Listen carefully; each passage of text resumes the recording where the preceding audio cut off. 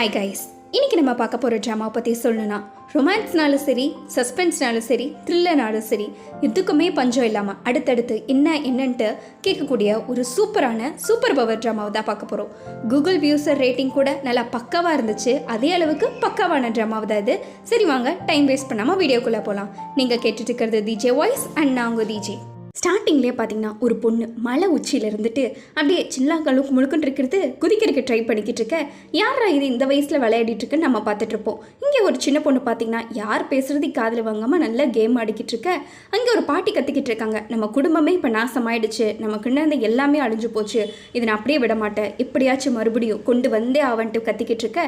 பாட்டி குதிக்கலான்னு போகிறாங்க, பட் நம்ம பாட்டிக்கு வாய் இருக்கிற அளவுக்கு மனசில். அதை பார்த்தோன்னே அப்படியே பயத்தில் அப்படியே பாட்டி நின்றுக்கிட்டு இருக்காங்க. எவனோ எக்கேடோ கெட்டு போங்கடான்ட்டு நம்ம ஹீரோ உட்காந்து ஃபுல் சரக்கு அடிச்சுக்கிட்டு இருக்க. 5 நிமிஷம் கழிச்சு பார்த்தா ஆளக்கானோ. அடப்பாவி, இவன் ஃபுல் மப்பில் எங்கே போனான்ட்டு எல்லாம் கத்திட்டு இருக்க. இங்கே பார்த்தீங்கன்னா எல்லாம் அங்கே பாருங்க, அவரை காப்பாத்துங்கன்னு கத்திட்டு இருக்காரு. என்னடா நம்ம ஹீரோ பீச்சுக்கு நடுவில் போயிட்டு இருக்காரு. அங்கே கடல் வந்து அலை அடிச்சிட்டு இருக்க. நம்ம ஹீரோ கிட்டத்தட்ட சூசைட் பண்ணவராட்ட தான் போயிட்டு இருக்காங்க. அப்போ நம்ம ஹீரோக்கு ஏதோ ஒரு பொண்ணு பக்கத்தில் உட்காந்துட்டு இருக்க மாதிரி ஒரு பீச் மெமரி எல்லாம் ஞாபகம் வருது. இங்கே நம்ம ஹீரோயின் எப்படியாச்சும் ஹீரோவை காப்பாற்றணுன்ட்டு அப்படியே ட்ரை பண்ணிக்கிட்டு இருக்க. நம்ம ஹீரோயின் எப்படியோ அழுத்தி பிடிச்சி நம்ம ஹீரோவை வெளியே எடுத்துடுறா. வெளியே எடுத்துகிட்டு வந்து நம்ம ஹீரோ பார்த்தா அவருக்கு பேச்சும் இல்லை மூச்சும் இல்லை, அப்படியே படுத்துட்டு இருக்காங்க. ஐயோ என்னப்பா ஆச்சுன்ட்டு இந்த மனுஷனுக்குன்ட்டு நம்ம ஹீரோயின் வையமுக்கிறது காலமுக்கிறதுன்ட்டு எல்லாத்தையும் அமுக்கி முழுக்கி வச்சு பார்த்தா நம்ம ஹீரோக்கு அது வேற ஏதோ ஒரு பொண்ணு மாதிரி தெரியுறாங்க போல. உடனே அவர் டக்குன்ட்டு சியோனா அப்படின்ட்டு இவரை கட்டி பிடிச்சிட்டு இருக்க. இவளுக்கு என்ன பண்ணுறதுனே தெரியல. தாத்தாக்கும் பாட்டிக்கும் வேற ஷாக்கு. அதுக்கப்புறம் நம்ம ஹீரோயின் மறுபடியும் தப்புன்ட்டு விழுந்துட்டு இருக்க. அப்படியே எல்லாம் நம்ம ஹீரோவை ஹாஸ்பிட்டலில் சேர்த்திடுறாங்க. பாட்டியா நம்ம ஹீரோவை நல்லா கழுவி ஊற்றிட்டு இருக்க. இவர் எதுவுமே பேசாமல் அந்த சின்ன பொண்ணு இருக்கால அவளை மட்டும் பார்த்துட்டு சைலண்டாக உட்காந்துட்டு இருக்காங்க. பக்கம் பார்த்தீங்கன்னா அந்த மேடம் வந்துட்டாங்க. நான் போல, அது என்னதான் பணக்காரியாக இருந்தாலும் அதுக்கு தூக்கம் வர வரைக்கும் நம்ம மசாஜ் பண்ணிக்கிட்டு இருக்கணும். நான் போக மாட்டேன்ட்டு எல்லாம் இருக்க. மேடம் வந்து யார் அவங்களுக்கு போகிறது அப்படின்ட்டு கேட்டுக்கிட்டு இருக்காங்க. நம்ம ஹீரோயின் நான் வேணா அவங்களுக்கு மசாஜ் பண்ணி விட போட்டா அப்படின்ட்டு அவளே வாண்டடாக வந்திருக்க. ஓகேம்மா அப்படிங்கிறாங்க. இங்கே பார்த்தீங்கன்னா நம்ம ஹீரோயின் நல்லா டீயெல்லாம், இந்த டீ குடிச்சிங்கன்னா உங்களுக்கு ரொம்ப சூப்பராகவே தூக்கம் வரும் அப்படின்ட்டு டீயெல்லாம் ப்ரிப்பேர் பண்ணி எடுத்துகிட்டு போக அந்த பாட்டி இருக்காங்களே நம்ம பாட்டி, அவங்களும் குடிச்சிடுறாங்க. குடிச்சிட்டு இருக்கும்போது நம்ம ஹீரோயின் அப்படியே பேசிக்கிட்டே மசாஜ் பண்ணி விடுற. பாட்டியை பார்த்தீங்கன்னா தூங்கிடுறாங்க. இது தூக்கமே வராது பாட்டி, ஏன்னா அவங்களுக்கு இன்சோமியா நோய் இருக்குது. எப்படா நம்மளை தூங்க வச்சாங்க அப்படின்ட்டு பில் கொடுக்க போது, அம்மா எனக்கு பார்த்த பொண்ணு பேர் என்ன, அவள் எங்கே இருக்கா அப்படின்ட்டு பாட்டி கேட்டுட்டு இருக்காங்க. தோ அந்த பொண்ணு தான் அப்படின்னு சொன்னோன்னே பாட்டி காசு எடுத்துட்டு ஆசையே ஓடி போகிறாங்க. அப்புறம் தான் தெரியுது இது அவங்க பையனை காப்பாற்றின பொண்ணுன்ட்டு. அட நீ தானே என் பையனை காப்பாற்றின அப்படின்ட்டு நம்ம ஹீரோயினை புகழ்ந்துட்டு இருக்க. ஊரே பார்த்து ஆச்சரியப்படுற அளவுக்கு நல்ல லம்பாக ஒரு அமௌண்ட்டை கொடுக்குறாங்க. எனக்கு வீட்டுக்கு வந்து மசாஜ் பண்ண முடியுமான்னு கேட்க நம்ம ஹீரோயின் சரி கண்டிப்பாக வர அப்படின்ட்டுறாங்க. சரி வீட்டுக்கு போகலாம், பாட்டி கூப்பிட்டாங்க. நம்ம ஹீரோயின் வீட்டுக்கு போக வீடு பார்த்தீங்கன்னா நல்லா அரண்மனை மாதிரி நல்லா பெருசாக இருக்குது. ஆனாலும் ஏதோ ஒரு வினோத கலந்த மாதிரியே வீடு நின்றுட்டுருக்க. கரெக்டாக பாட்டி வேற வந்து வாங்க உள்ள போகலாம் அப்படின்னு கூப்பிட்டுறாங்க. நம்ம ஹீரோயினும் சரின்ட்டு ஜஸ்ட் மிஷின்ட்டு போயிட்டுருக்க. அங்கே பார்த்தீங்கன்னா நம்ம ஹீரோ ஃபுல் ரூமில் ஃபுல் சரக்கோடு உட்காந்துட்ருக்காரு. நம்ம ஹீரோயின் டீ போடலாம் பாட்டிக்கு அப்படின்ட்டு வந்துக்கிட்டு இருக்க. நம்ம ஹீரோ பாட்டில் ஓப்பன் பண்ண ட்ரை பண்ணிக்கிட்டு இருக்காங்க. நம்ம ஹீரோயின் நான் வேணா உங்களுக்கு ஏதாச்சும் ஹெல்ப் பண்ணட்டா, நான் வேணா ஒரு கை பிடிக்கிட்டான்னு கேட்க, இல்லை இங்கே ஸ்பின்னர் எங்கே வச்சுன்னு தெரில, அதை தான் தேடிக்கிட்டு இருக்கா அப்படின்ட்டு பாட்டிலில் திறக்கிறதுக்கு நம்ம ஹீரோ ஸ்பின்னர் தேடிக்கிட்டு இருக்காங்க. ஸ்பின்னர் கடைசி வரை கிடைக்கல. என்னோட விதி அப்படின்னு நம்ம ஹீரோ பாட்டுக்கு போக நம்ம ஹீரோயின் பார்த்தீங்கன்னா வேணும்னே சைடில் அந்த பாட்டிலை தள்ளி விட்டுடுறாங்க. தள்ளி விட்டுட்டு அச்சுச்சோ அப்படின்னு நம்ம ஹீரோயின் இன்னுமே தெரியாத மாதிரி ஒரு ஆக்டிங்கை போட்டுக்கிட்டு இருக்க. நம்ம ஹீரோ போகிறார்ல, இருங்க உங்கள் காலில் பட்டுரும் அப்படின்ட்டு நம்ம ஹீரோயின் பார்த்தீங்கன்னா க்ளீன் பண்ண வேற ஆரம்பிச்சிட்டாங்க. பாட்டி பார்த்துட்டு என்னடா பண்ணி வச்சிருக்கேன் நம்ம ஹீரோவை திட்டிக்கிட்டு இருக்க. நம்ம ஹீரோயின் நல்லவங்களாட்டியே எல்லாத்தையும் நான் க்ளீன் பண்ணிக்கிட்டேன், நீங்கள் எதுவும் பெருசாலாம் ரியாக்ட் பண்ணாதீங்க அப்படின்ட்டு சொல்லிக்கிட்டு இருக்காங்க. பாட்டியா ஒரு நிமிஷவா அப்படின்னு சொல்லிட்டு இருக்க. ஆமாம் நீக்கு காப்பாற்றினதுக்கு காசு வாங்கிட்டு தானே போக வந்தீங்கன்னு நம்ம ஹீரோ பங்கமாக பேசிட்டு போகிறாங்க. பாட்டி ஹீரோ பின்னாடியே திட்டிக்கிட்டு போயிட்டுருக்க. இந்த பக்கம் பார்த்தீங்கன்னா நம்ம ஹீரோயின் டீ போட்டுட்டு இருந்தாங்களே, யாருக்குமே தெரியாமல் எதையோ ஒன்று கலக்கிறாங்க. யாருக்கும் தெரியலப்போ அப்படின்னு நம்ம ஹீரோயின் சுற்றி பார்த்துட்டு இருக்க. யாரோ ஒருத்தவங்க போன மாதிரி காட்டுறாங்க. இந்த பக்கம் பாட்டி டீ எல்லாம் குடிச்சிட்டு உங்கள் ஃபேமிலியெல்லாம் எப்படிமா இருக்காங்க அப்படின்னு கேட்டுக்கிட்டு இருக்க. நம்ம ஹீரோயின் எனக்கு ஃபேமிலிங்கிறது யாருமே இல்லை அப்படின்னு சொல்கிறாங்க. எனக்கு ஆல்ரெடி 2 டைம் கல்யாணம் வேறு ஆயிருக்கு அப்படின்னு நம்ம ஹீரோயின் சொல்ல. ஃபஸ்ட்டு ஹஸ்பண்ட் பார்த்தீங்கன்னா நம்ம ஹீரோயினுக்கு ஏமாற்றி அஃபேர் வச்சுட்டு இருந்திருப்பாங்க. செகண்ட் ஹஸ்பண்டாக சும்மா குடிச்சிட்டு வந்து டெய்லி நம்ம ஹீரோயினை போட்டு அடிச்சிட்டு இருப்பாங்க. அதனால் இப்படி இருக்கேன், நான் எனக்கு கல்யாணமே வெறுத்துருச்சு, பட் எனக்கு ஒரு குடும்பம் வேணும்னு எனக்கு ஒரு ஆசை அப்படின்னு நம்ம ஹீரோயின் சொல்லிட்டு இருக்க. பாட்டி இதெல்லாம் நோட் பண்ணி வச்சுக்கிறாங்க.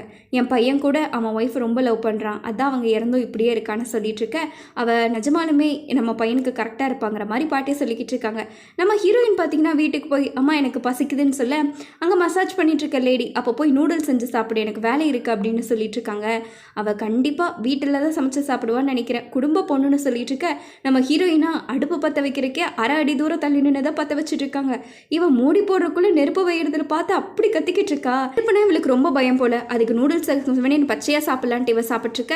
இந்த பக்கம் தாத்தா கேட்குறாரு, அப்போது என்ன மாதிரியா அவளுக்கும் யாரும் இல்லையா அப்படின்னு கேட்டுக்கிட்டு இருக்க.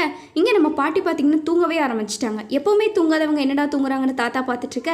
பாட்டி என்ச்சோன்னு எனக்கு ஒரு கனவு வந்துச்சுங்கிறாங்க. கனவா உண்மையவா சொல்கிற அப்படின்ட்டு இது உலகதிசயத்தை பார்த்த மாதிரி பெண்ணு பேப்பரில் எடுத்துகிட்டு என்னம்மா கனவு கண்டு அப்படின்ட்டு தாத்தா கேட்டுக்கிட்டு இருக்க. பாட்டி பார்த்தீங்கன்னா ஹீரோயின் என் கனவுல வந்தா, அவள் நம்ம ஃபேமிலி ரிங்கை போட்டிருந்தா, எனக்கு தெரிஞ்சு அவள் தான் நம்மளை காப்பாற்ற போகிறான்னு நினைக்கிறேன், நான் கண்டுபிடிச்சிட்டேன் அவளைன்ட்டு பாட்டி அப்படியே சந்தோஷமாக சொல்லிக்கிட்டு இருக்க. இந்த பக்கம் நம்ம ஹீரோ அவர் அந்த பொண்ணு இருக்கால சின்ன பொண்ணு அவர் ரூமுக்கு போய் என்னமோ பேசிக்கிட்டு இருக்க.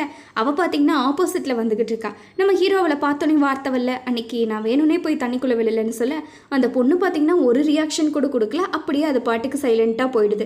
இந்த பக்கம் எல்லா ஊரே பார்த்து ஜிம்மு வாயை பொழந்துட்டு இருக்க அளவுக்கு ஒரு பொண்ணு நல்லா மாடர்னாக ட்ரெஸ் பண்ணிட்டு வந்துட்டு இருக்க. எங்கே போகிறான்னு பார்த்தீங்கன்னா ஹீரோ கிட்ட போகிறா. நம்ம ஹீரோ தூங்கிட்டு வேற இருப்பாரு. ஓ எக்ஸசைஸ் பண்ண வந்துட்டாங்க போலன்ட்டு பக்கத்து இதில் போய் படுத்துக்கிட்டு இருக்க. இந்த பொண்ணுக்குன்னா யார் சாமி நீங்கிற மாதிரி நம்ம ஹீரோட்டு போய் நீங்கள் ட்ரைனிங் வேணும்னு கேட்டிருந்தீங்களா, அதுக்கு அப்ளை பண்ண வந்திருக்கு அப்படின்னு சொல்கிறாங்க. நம்ம ஹீரோ ரெஷ்யூமை கூட பார்க்கல, நாளைக்கு ஜாயின் பண்ணிக்க அப்படிங்கும்போது அவ்வளோதானா அப்படின்ட்டு இந்த பொண்ணு பேசிக்கிட்டு இருக்க. திரும்பி பார்த்தா நம்ம அக்கா அவ்வளோதான் அவனுக்கு எனக்கு ஒன்றும் இருக்குது அப்படின்ட்டு போய் அவங்க பேட்டி எடுக்க ஆரம்பிச்சிட்டாங்க. அம்மா நீ என்ன யூடியூப் சேனலில் வச்சிருக்கியாமா அப்படின்ட்டு தேவையில்லாமல் கலாய்ச்சிட்டு இருக்க. அந்த பொண்ணு உங்களை எங்கேயோ பார்த்துருக்கனே அப்படின்ட்டு அக்காவை சொல்லிக்கிட்டு இருக்கு. அக்கா நீங்கள் தானே இந்த சிப்ஸ் சாப்பிட்டு வீடியோ போடுறது, சிப்ஸ் அக்கா நீங்கள் தானே அப்படின்னு கேட்டுக்கிட்டு இருக்க. அவங்களுக்கு ரொம்ப ஆக்வர்டாக போயிடுது. சரி சிப்ஸ் அக்கா நாளைக்கு பார்க்கலாம் அப்படின்ட்டு இவ கலாய்ச்சிக்கிட்டு இருக்க.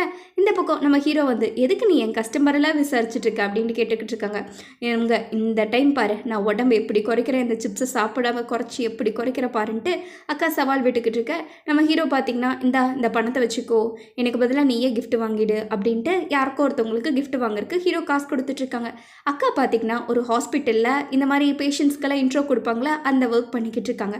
அப்போது அக்காவோட வெயிட்டு தாங்க முடியாமல் பட்டன் கஸ்டமர் மூஞ்சில் இடிச்சிட்டு இருக்க. அவங்க பார்த்தீங்கன்னா கோச்சிட்டு போயிடுறாங்க.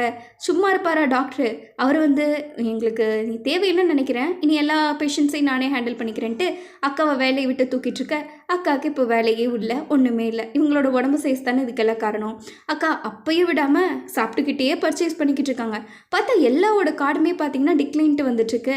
இவங்களுக்கு கடைசியில் வேறு வழியே இல்லாமல் ஹீரோ கிஃப்ட் வாங்க கொடுத்துருப்பார்ல அந்த காசில் போய் இவங்க எல்லாம் வாங்கிட்டு இருக்காங்க. பார்த்தீங்கன்னா நம்ம பாட்டி அவளுக்கு கண்டிப்பாக எல்லாமே பிடிக்கும்ல, அவளை கண்டிப்பாக கூப்பிட்டது ஒன்றும் வேஸ்ட் இல்லை அப்படின்னு சொல்லிக்கிட்டு இருக்க. யார்டா அப்படி இன்வைட் பண்ணியிருக்காங்கன்னு நம்மளாம் பார்த்துக்கிட்டு இருக்கோம். இங்கே ஹீரோ எப்போவுமே அவள் பர்த்டே கொண்டாட மாட்டீங்க, இந்த டைம் என்ன அப்படின்னு கேட்டுட்டு இருக்க. இனிமேல் கொண்டாடிட்டா போச்சு, என்னதான் இருந்தாலும் நம்ம வீட்டு பிள்ளை இல்லையா அப்படின்னு பாட்டி கூலாக பதில் சொல்லிட்டு இருக்காங்க. ஆமாம் கிஃப்ட் என்ன வாங்கினியா இல்லையா அப்படின்ட்டு நம்ம ஹீரோ அவங்க அக்காட்ட கேட்டுக்கிட்டு இருக்க. அது வந்துடும் சீக்கிரமாக வந்துடும்ட்டு இவங்க மழுப்பிக்கிட்டு இருக்காங்க. அப்போவே நம்ம ஹீரோக்கு புரிஞ்சிருச்சு, நீ சாப்பிட்டே அதையும் அழிச்சிட்டு தானே அப்படின்ட்டு அவங்க அக்காவை பார்த்து கேட்டுக்கிட்டு இருக்க. யாரை இன்வைட் பண்ணியிருக்காங்கன்னு பார்த்தா நம்ம ஹீரோயினை. வந்தோடனே பாட்டிக்கு ஒரே சந்தோஷம். இந்த பக்கம் என் தம்பியை காப்பாற்றி நல்லா ஜாக்பாட் அடிச்சிட்டோமா அப்படின்ட்டு அவங்க அக்கா பேசிக்கிட்டு இருக்க. நம்ம ஹீரோயினையும் நம்ம ஹீரோவையும் கோர்த்து விரக்கு தான் பாட்டி பிளான் பண்ணியிருக்காங்க போல. இவங்க அதே சம்மந்தமாக பேசிக்கிட்டு இருக்காங்க. நம்ம ஹீரோவா நீ இன்னைக்கு எதுக்கு வந்திருக்க தெரியுமா, என் பொண்ணுக்கு இன்னைக்கு பர்த்டே, அதுக்கு தான் நீ வந்திருக்க அப்படின்னு சொல்லிட்டு இருக்காங்க. அவள் ஆல்ரெடி யார் பேச்சு கேட்க மாட்டா, நீ வேற இதில் அவளை மாத்திரன்னு நினச்சினா நீ கொடுமைக்கார சித்தி ஆயிடுவேன், அடுத்து எங்கள் அக்காவை எடுத்துக்கோ அப்படின்னு சொல்லிக்கிட்டு இருக்க. அதுக்குள்ளே தாத்தா பொண்ணை கூப்பிட்றாங்க. பட் அந்த பொண்ணு பார்த்தீங்கன்னா வரவே இல்லை. தோ இவ கேஃபு பாருன்ட்டு பசங்களுக்கு பிடிச்ச எல்லாத்தையும் ஓப்பன் பண்ணி வச்சுட்டு இருக்கா. இப்போ கூட அவளுக்கு ஒன்றுமே இல்லை, இவர்கிட்ட இருக்கா ஒரு வேலையும் விட்டுட்டு உட்காந்துருக்கா.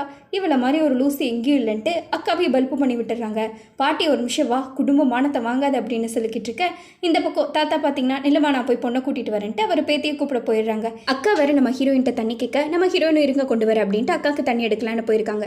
அப்போ பார்த்தீங்கன்னா தாத்தா பார்க்குறாரு, அந்த சின்ன பொண்ணு ட்ரெஸ்ஸு புது ட்ரெஸ்ஸுன்ட்டு எதுவுமே போடலை, ஏம்மா கீழே வலி அப்படின்னு கேட்டுக்கிட்டு இருக்க. எனக்கு நீங்கள் சூப் மட்டும் செஞ்சு தரீங்களா உங்கள் கையால் அப்படின்னு கேட்குது. இதோ இருமா அப்படின்ட்டு தாத்தாவும் பார்த்தீங்கன்னா சூப் வைக்கலான்ட்டு போயிட்டுருக்க. அங்கே கரெக்டாக நம்ம ஹீரோயின் வேற வந்துடுறாங்க. இதோ அங்கே இருக்கு பாருமா தண்ணி அப்படின்னு சொல்ல நம்ம ஹீரோயினும் சரி அப்படின்ட்டு அவங்க தண்ணி பிடிக்கலான்ட்டு போயிடுறாங்க. அப்போ பார்த்தீங்கன்னா தாத்தா அந்த பொண்ணுக்கு கேக் வெட்டலாம் அப்படின்ட்டு இந்த கேண்டில்ஸ்லாம் ஏற்றிட்டு இருக்க. நம்ம ஹீரோயின் தள்ளி நின்று நெருப்பை பார்த்துட்டு இருக்காங்க. அப்போ பாட்டி கத்திக்கிட்டு இருக்காங்க, நான் உனக்கு மூவ் ஆன் ஆகத்தான் ஹெல்ப் பண்ணுறேன், ஏன் புரிஞ்சுக்க மாட்டேற, செத்து போன உன் ஒய்ஃபை நினச்சிட்டு நீ எங்கள் எல்லாத்தையும் கொண்டுக்கிட்டு இருக்க அப்படிங்கிறாங்க. நான் உன்கிட்ட ஏற்கனவே சொன்னேன் அவளை கல்யாணம் பண்ணாத, உனக்கும் அவளுக்கு ஃப்யூச்சரே இல்லைன்ட்டு, ஆனால் நீ எல்லாம் நானே பார்த்துப்பேன்னு சொல்லிட்டு இருந்தேன், அவளை கன்சீவ் வேற ஆக்கினேன், கடைசியில் பார்த்தியா அவள் செத்ததுக்கு நீ தான் காரணமாயிட்ட அப்படின்னு சொல்ல ஹீரோக்குன்னா இந்த பக்கம் கண்ணில் தண்ணி ஃபுல்லாக தேங்கி நின்றுடுச்சு. இதில் அந்த சின்ன பொண்ணு கேட்டுட்டு தான் இருந்திருக்கா. அவள் வந்து வந்து கோவத்தில் என்ன பண்ணானே தெரியாமல் அந்த கேண்டில் இருக்குல்ல அது எல்லாத்தையும் ஆஃப் பண்ணி விட்டுட்டு அவள் பாட்டுக்கு எதுவுமே பேசாமல் மேலே போகிறா. இவங்க யாருக்கும் என்ன பேசுறதுன்னே தெரில. பத்தாவதுக்கு நம்ம ஹீரோ வேற கோச்சிட்டு வெளியே போயிட்டுருக்க. அந்த சின்ன பொண்ணு அவங்க அப்பா போகிறதுல ஜன்னல்ல இருந்து பார்த்துக்கிட்டு தான் இருக்கா. அவள் அவங்க அப்பா பார்த்தோன்னே எனக்கு தெரியும் என்னால் தான் எல்லாம் கஷ்டப்பட்டுட்டு இருக்காங்கன்னு மனசில் நினச்சிட்டு இருக்க. இங்கே பார்த்தீங்கன்னா தாத்தா இந்த ஃபுட்டுகளை மழை பெய்ய ஆரம்பிச்சிடும்ட்டு எல்லாத்தையும் க்ளீன் பண்ணிக்கிட்டு இருப்பாங்க. திடீர்னு பாட்டி வேற நெஞ்சு வலிக்குதுங்கிற ஒரு மாதிரி பண்ணிக்கிட்டு இருக்க. எல்லாம் வந்துடுறாங்க. தாத்தா சின்ன ஹாஸ்பிட்டல் கூட்டிகிட்டு போகிற தயவு செஞ்சு ஸ்டவ்வை மட்டும் ஆஃப் பண்ணிவிட்டு நம்ம ஹீரோயின்ட்ட சொல்லிக்கிட்டு இருக்க. நம்ம ஹீரோயினுக்கு தான் நெருப்புனாலே பயமாச்சே. 10 அடி தள்ளி நின்று எல்லா சாமியும் கும்பிட்டு ஆஃப் பண்ணிக்கிட்டு இருக்கா. அதுக்குள்ளே பார்த்தீங்கன்னா ஸ்டவ் அந்த சின்ன புள்ளி இருக்குல்ல அதுவே வந்து ஆஃப் பண்ணி விட்டுருது. அன்னைக்கு நான் பார்த்தேன் நீங்கள் எதையோ கலக்கிட்டு இருந்தீங்க, அந்த டீல அப்படி என்னதான் கலக்குனீங்க அப்படின்ட்டு இந்த சின்ன பொண்ணு இவ பெரியனா அவள் கேட்டுக்கிட்டு இருக்க. நம்ம ஹீரோயின் அது ஒன்றும் இல்லை, அது நல்லா ஃப்ளேவர் கொடுக்கும், அதுதான் அந்த பவுடரை கலந்துட்டு இருந்தேன் அப்படிங்கிறாங்க. இந்த பக்கம் நம்ம ஹீரோ அவங்களோட ஃபர்ஸ்ட் ஒய்ஃப் சியோனோட அணிஞ்சலிக்கு போயிட்டு இருக்க. அவங்க அப்பா வந்து என்ன நீ இப்படியே இருக்க, இப்படி இருந்தால் என் பொண்ணுக்கு பிடிக்குமா என்னன்னு சொல்லிட்டு இருக்க. நீ எப்படியாச்சும் நல்லா இருக்கணும், அதானே என்ன பொண்ணும் ஆசைப்படுவா அப்படின்ட்டு நம்ம ஹீரோவை 2 பேரும் மூவ் ஆன் ஆகுங்கிற மாதிரி சொல்லிட்டு இருக்காங்க. அந்த ஆக்சிடென்ட்ல என் பொண்ணு செத்தே போயிட்டா, ஆனால் உன் உடம்புல ஒரு ஸ்க்ராட்ச் கூட இல்லை, அதான் எப்படின்னு தெரில. என் பொண்ணு சொல்லியிருக்கா உங்களுக்கு ஸ்பெஷல் பவர் இருக்குன்ட்டு, அது உண்மையா அப்படின்னு கேட்க நம்ம ஹீரோ கிட்ட ஒரு பதில் கூட இல்லை. சரி அது நடந்து 7 வருஷம் ஆச்சு, நீ பொழைச்சது ஒன்றும் சாபம் இல்லை, தயவு செஞ்சு உன் வாழ்க்கையை வாழன்ட்டு ஹீரோவோட மாமியை அட்வைஸ் கொடுத்துட்ருக்கேன். இந்த பக்கம் பார்த்தீங்கன்னா சின்ன பொண்ணு வந்துருக்கா. நம்ம ஹீரோயினுக்கு புரிஞ்சிருது இவ சாப்பிட தான் வந்திருக்கா, பசிக்கும் போல அப்படின்ட்டு. சரின்ட்டு நம்ம ஹீரோயின் சாப்பிட்றதுக்கு எல்லாமே ரெடி பண்ணி கொடுத்தா அந்த பொண்ணு கேம்லேயே ஆடிட்டுருக்கு. நம்ம ஹீரோயினா அடடா இன்னும் சூப்பராக இருக்குது, சேச்சா செம்ம சூப்புன்ட்டு வேணும்னே அந்த பொண்ணை டெம்ட் ஏற்றுற மாதிரி பண்ணிக்கிட்டு இருக்க. அந்த பொண்ணு சாப்பிட்ருக்கு. இவன் நல்லா சாப்பிட்றத பார்த்து நம்ம ஹீரோயின் கொஞ்சம் கொஞ்சமாக பேச ஸ்டார்ட் பண்ணுறா. உங்கள் அப்பா அன்னைக்கு ஒன்று வேணும்னே தண்ணிக்குள்ளே விழ போல அப்படின்ட்டு நம்ம ஹீரோயின் ஆரம்பிக்க. இந்த பொண்ணு ஒரே வார்த்தையாக ஓடிடுங்க அப்படிங்குது. என் ஃபேமிலியை பற்றி உங்களுக்கு தெரியாது, இவங்க ஏதோ வித்தியாசமாக பண்ணுறாங்கன்னு தோணலையா, இவங்க எல்லாருக்கும் ஒரு சூப்பர் பவர் இருக்குது அப்படின்ட்டு அந்த பொண்ணு சொல்ல நம்ம ஹீரோயின் ஷாக் ஆகன்ட்டு அதோட இந்த எபிசோட் முடிக்கிறாங்க. ஒரு அழகான ரொமான்டிக் கதையை சஸ்பென்ஸ் மிஸ்ட்ரின்னு சொல்லி கொண்டு போய் சும்மா ஹைப்பில் ஏற்றி கொண்டு போகும் இந்த ட்ராமா. உனி ஃபியூச்சர் எபிசோட பார்க்கணுன்னா மறக்காமல் சப்ஸ்கிரைப் பண்ணிக்கோங்க. வியூஸ்க்காக நான் இந்த ட்ராமாவை போடல, இந்த ட்ராமா அவ்வளோ கண்டென்ட் இருக்கிறங்காட்டி தான் போடுறேன். ஸோ நீங்கள் நான் லைக் சப்ஸ்கிரைப் ஷேர் எல்லாம் பண்ணுவீங்கன்னு நான் நம்புகிறேன். அடுத்து சூப்பரான எபிசோடில் பார்ப்போம். Bye sweeties.